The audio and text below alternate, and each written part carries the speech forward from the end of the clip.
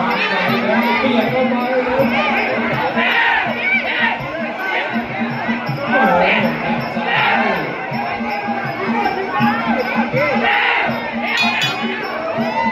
สมิวผ่านไป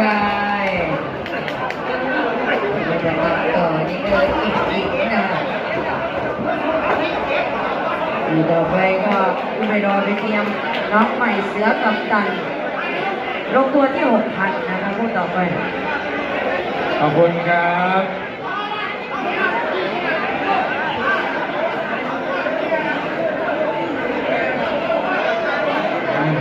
คนเยอรมันทัศน์นะครับลูกหลานพี่น้องจากหนองกุ้ง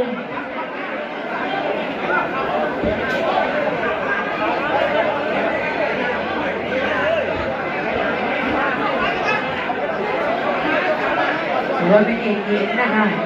จุดใหญ่บนเวทีประมาณ55 กิโลน้องใหม่เสือกับตันพูดต่อไปคนนี้ก็5 ยกนะครับแบบฉบับคนไทยนะครับเพราะว่าเป็นผู้สำคัญ